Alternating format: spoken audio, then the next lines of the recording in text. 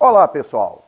Que bom estar de volta com o nosso programa Sim para a Literatura, nesses dias de outono, e poder contar com a sua companhia.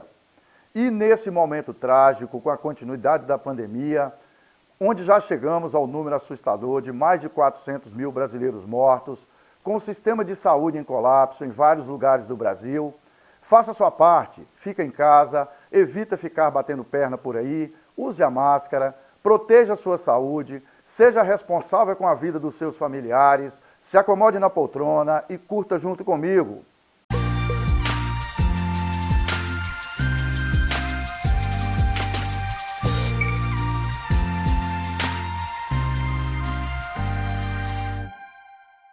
No nosso programa Sim para a Literatura, entre outras informações, temos as colunas Dica de Leitura e Dica de Livro. Temos também as colunas O Livro da Minha Vida, a participação de telespectadores, apaixonados pela leitura, além de entrevista e muito mais. E nesta edição vamos compartilhar com vocês uma gostosa mistura de saberes e de sabores, que tem como ponto de referência o livro. O livro, ele é um instrumento que, bem utilizado, ele liberta as pessoas, porque a sua imaginação fica a mil, né? Então, isso proporciona às pessoas se deslumbrarem com outros mundos, o mundo lúdico, o mundo do conhecimento, o mundo da descoberta, né? Então, eu acho que a leitura proporciona isso para as pessoas. Que leva as pessoas a caminho de uma viagem e as tira do lado comum da vida. A importância da leitura, ela está em todos os sentidos voltado para a nossa complementação enquanto vida e visão de mundo. A leitura nos favorece você, sem ter dinheiro, eu costumo brincar com isso, sem precisar pegar um ônibus, viajar pelo universo em que a sua bagagem volta com um retorno e muito mais coisa daquilo que você iniciou sua viagem de leitura. Então, para mim, a leitura, ela é uma viagem significativa sobre todos os sentidos, para todos, de uma maneira geral. Daí a grande importância da gente precisar, a todo momento, estar estimulando, falando sobre o ato da leitura, porque ela é tudo. Ela, de certa forma, te emancipa do que nós chamamos de viver num mundo quadrado, sintético, sem entender a própria realidade, além daquela realidade que você vive. Numa caminhada que, além de prazerosa, leva as pessoas ao exercício da cidadania. A importância desse assunto é exatamente preparar todos aqueles que se engajam à literatura em qualquer setor da vida. Porque a literatura, ela prepara, né? Tornando o cidadão uma pessoa mais crítica, uma pessoa que possa observar ao seu redor os acontecimentos da vida de uma forma que ele possa até mesmo contribuir com ideias, ou seja, a literatura, muitas vezes ela traz para o cidadão essa aptidão em ser um agente transformador. E para alinhavar um papo cabeça sobre assuntos literários, nossa convidada para a entrevista desta semana é Sandra Bassani. Sandra tem uma respeitável trajetória como professora universitária, com vários livros publicados e atualmente é diretora-geral da unidade do IFES, o Instituto Federal do Espírito Santo, aqui em Linhares. Uma conversa sem fronteiras, com foco na importância da educação. Eu tenho um apreço muito grande pela educação. Eu acredito piamente que a educação muda a vida das pessoas, porque eu mudei a minha vida pela educação. Eu gosto muito de estudar e de agora em diante eu tenho um projeto que, na verdade, eu comecei com este livro sobre os desvios escolares, de que eu vou usar todo o conhecimento que eu acumulei até hoje para compartilhar de forma gratuita com a comunidade em geral. É com destaque para a participação de Sandra Bassani que finalizamos a primeira parte desta edição do nosso programa Sim para a Literatura. Daqui a pouco a gente volta.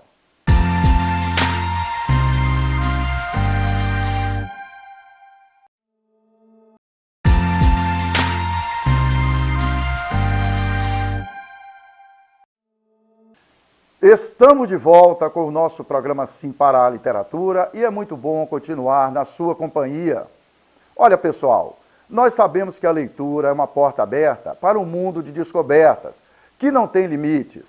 Então, vamos deixar que o livro faça parte do nosso dia a dia e aproveitar um pacote de benefícios. Vamos nos cercar de livros na nossa coluna Dica de Leitura desta edição.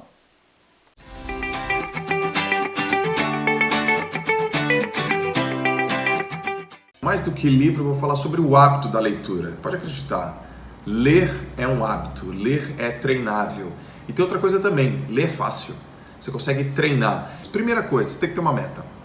Então o primeiro ponto é, defina em quantos livros você vai ler em 2019.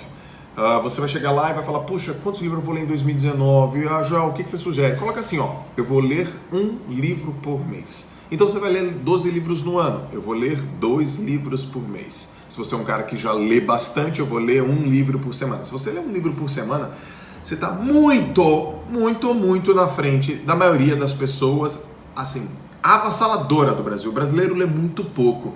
Em média, o brasileiro lê 1 ou 2 livros por ano. É muito pouco, né, gente? É muito pouco. Então você vai lá, a primeira coisa que você tem que fazer é definir quantos livros você vai ler no ano. Joel, vou ler 1 livro por mês. Beleza. A segunda coisa que você vai fazer é você vai ler aquilo que você gosta de ler. Às vezes não tem muita relação com, por exemplo, aquilo que você precisa, mas não tem problema. Começa a ler aquilo que você gosta. De repente pode ser um romance, pode ser uma ficção, pode ser um assunto de ordem religiosa e espiritual que melhora a tua questão mais filosófica, não importa. Começa a ler aquilo que você gosta, só para pegar o hábito. Terceira coisa, você vai pegar e vai levar livro em tudo que é lugar onde você estiver. Você vai ter livro na tua mochila, na tua bolsa, na tua mala. Você vai ter livro no teu trabalho. Você vai ter livro no teu aplicativo. Você vai ter livro em todos os cômodos da tua casa, porque você vai criar o princípio da inevitabilidade. É inevitável, cara. Você está o tempo inteiro lendo. O tempo inteiro tem livro. Você vai ter um Kindle, você vai ter no teu celular. Livro, o tempo inteiro. Se cerque de livro para toda hora você ler. Na nossa dica de livros desta edição, vamos juntos com o nosso baiano ilustre, o Jorge Amado, nas ondas de Guma e Lívia. Vamos que vamos!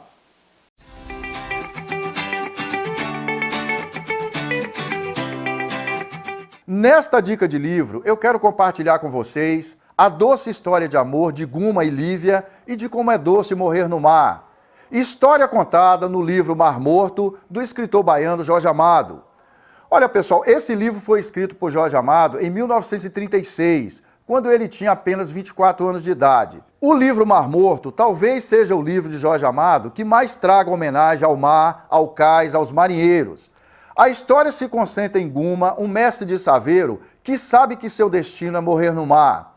Mas mesmo sabendo do seu futuro, ele acaba se engraçando com Lívia, uma moça que chega nas redondezas e que atrai Guma. Como Iemanjá atrai os barcos para a água, é paixão certeira.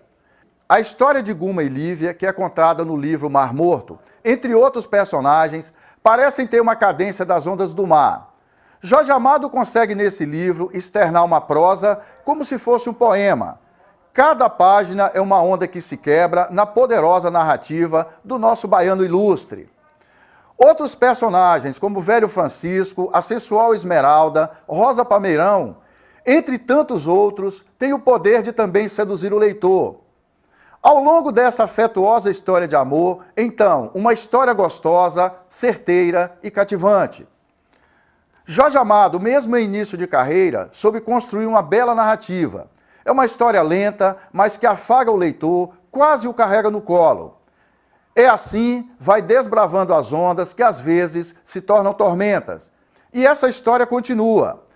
E seguindo em frente, na companhia das novas gerações de leitores, vamos compartilhar experiências com o jovem Gabriel, na nossa coluna Apaixonados pela Leitura, Literatura na Veia.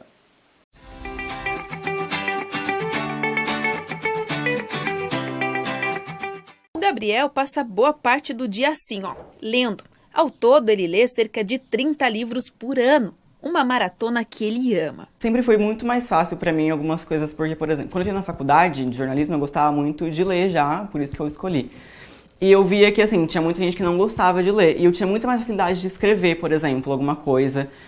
Mais facilidade de conectar meus pensamentos quando eu tinha alguma ideia. O Gabriel gosta tanto de ler que em 2013 decidiu criar um site para dar dicas e conversar com outras pessoas sobre literatura. E eu sentia muita falta de conversar com as pessoas dos mesmos livros que eu, porque depois que acabou o ensino médio, eu não tinha mais com quem conversar.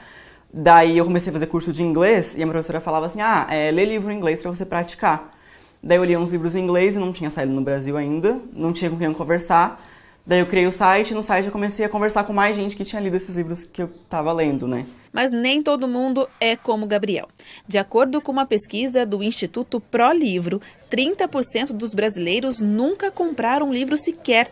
Mas a intenção do Gabriel é mudar essa realidade aí. Tanto é que depois de criar o site, ele já escreveu 2 livros e ainda fez um canal no YouTube. É que todo mundo, uma hora ou outra, vai começar a gostar de ler, só precisa achar o que ela gosta. Então não importa se você gosta, sei lá, de fantasia, de ficção, romance, uma hora você vai achar uma coisa que você se interessa e você vai gostar de ler. Você tem que incentivar. Se a pessoa não sabe disso, que uma hora ela que existem vários tipos de livros, várias histórias, várias formas de se ler, ela nunca vai... se ela não tivesse incentivo, ela nunca vai buscar, nunca vai atrás. Então eu acho que incentivar é uma forma de fazer a pessoa procurar, de a pessoa ter ciência de que ela vai encontrar alguma coisa na hora e vai gostar de... É seguindo em frente na companhia das novas gerações de leitores que finalizamos a segunda parte desta edição do nosso programa Sim para a Literatura. Daqui a pouco a gente volta.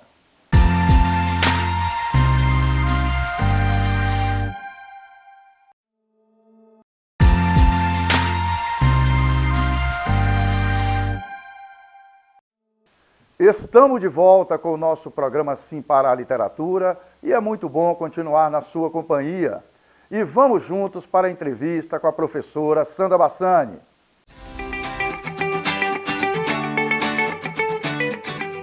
Como é que está seu dia a dia com a leitura, Sandra? Olha, a leitura ela faz parte da minha rotina. Todos os dias eu tenho que ler alguma coisa. Nem que sejam 2 páginas, 3 páginas de algum livro. Geralmente eu tenho 3 livros, 4 começados com uma leitura. Ali na cabeceira da cama. Na cabeceira da cama, todo dia eu pego um pouquinho, leio de cada um. A minha história com a leitura e com a literatura, ela é uma história, digamos assim, curiosa, porque eu aprendi a ler com 5 anos de idade. E naquela época não era comum as crianças irem para a escola com menos de 7 anos, na época que eu frequentei. E eu aprendi a ler e a escrever sozinha. Então é algo assim inusitado para uma criança de 5 anos aprender a ler e escrever sozinha. E eu nunca mais parei de ler. Eu acho que a leitura é um complemento para a vida de todo mundo. O que você tem lido atualmente, Sandra? Até assim, alguns livros que você possa citar para servir de referência, mais uma vez, para nosso telespectador.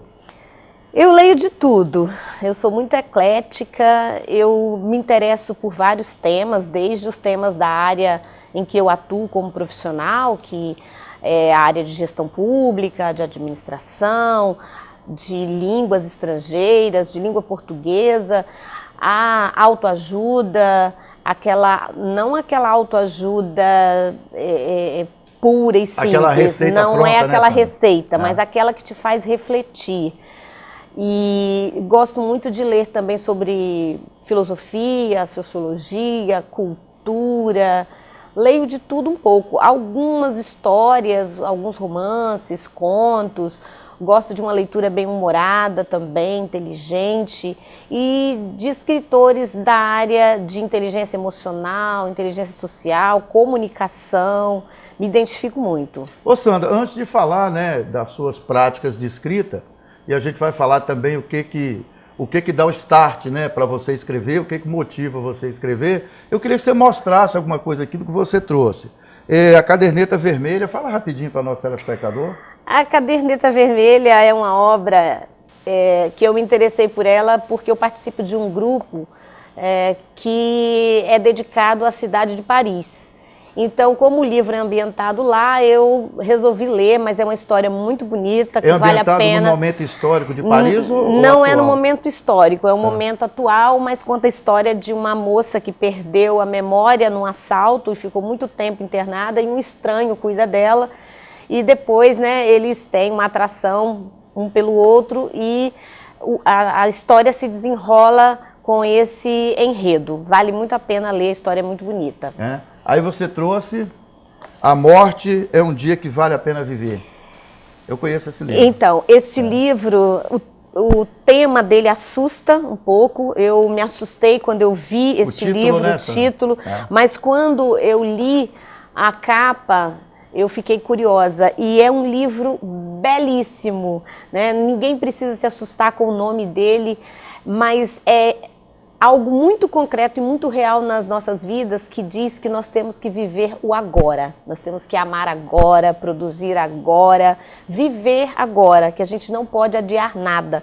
Então o livro gira todo em torno dessa perspectiva de você viver e aproveitar todos os momentos da sua vida, mas não é algo piegas nem uma autoajuda. Ele é muito bem fundamentado. O livro dos ressignificados, Sandra. Fala rapidinho. Esse livro é muito bom, porque ele traz uma palavra e o autor, ele escreve sobre o que aquela palavra significa para ele, dentro do contexto dele, dentro da história. E não é a mesma definição fria do dicionário. É uma definição do que aquela palavra significa para ele e tem muito a ver conosco, com a nossa realidade, e é um livro que eu recomendo. Ele já esteve durante muito tempo na lista dos mais vendidos e eu acho que vale a pena. Ô Sandra, para a gente entrar na sua prática de escrita e falar do último livro que você lançou recentemente, de que maneira que seu hábito de leitura, suas práticas de leitura contribuíram para a profissional que você é hoje, Sandra? Você é uma pessoa conhecidíssima, né? A sua dedicação era de educação e etc e tal. De que forma que esse conjunto de leitura contribuiu para essa formação que você tem hoje? Bom, quando eu ingressei no mestrado, eu tive que fazer muitas leituras. Leituras obrigatórias, para cumprir algumas disciplinas, e aquelas leituras foram se desdobrando em outras. Quando eu estava escrevendo a minha dissertação de mestrado, eu ia de um título a outro e ia lendo muita coisa. Na minha referência bibliográfica, eu tenho 204 títulos citados. Então, você tem uma época muito profícua de leitura, quando você está num projeto de mestrado e depois eu fiz o doutorado, então foram mais leituras e releituras de algumas obras e você acaba ganhando gosto pela prática de ler muito e ler sobre várias áreas. Então foi assim que eu aperfeiçoei a minha prática da leitura, me engajando nesses projetos para escrever dissertação de mestrado, tese de doutorado e depois como produção independente, com base na minha realidade, nas leituras que eu já fiz. Ô Sandra, para a gente falar das suas práticas de escrita, a gente às vezes fala assim, por exemplo, a pessoa que vai escrever um romance, né? De onde vem a inspiração? Outras pessoas que escrevem a literatura mais técnica, normalmente tem como referência uma pesquisa, uma experiência profissional. Como é que acontece com você? Bom, o primeiro livro que eu lancei é um livro chamado Inglês para Automação Industrial. A minha inspiração foi que eu lecionava essa disciplina para o curso de automação, lecionava inglês e não achava material. Então eu tinha que pegar textos avulsos na internet, às vezes era um texto publicado por uma empresa, era uma propaganda ou uma instrução num manual de uma máquina, e eu transformava aquele texto em uma fonte de ensino. Depois eu tinha tanto material desse que eu resolvi reunir e formar uma obra só e lancei essa obra e eu trabalhava com ela depois, e os alunos também. E passou a ser referência para outros professores? E passou a ser referência, foi publicado, está até hoje à venda no site da editora Baraúna e fica sempre ali, né? As pessoas compram, estudam, etc. Eu tenho um segundo livro que se chama Los Falsos Amigos Van al Teatro, que é um livro em espanhol. O nome é assim porque ele faz uma analogia com as falsas cognatas, que são as palavras que têm um significado parecido com o português, mas na verdade tem outro.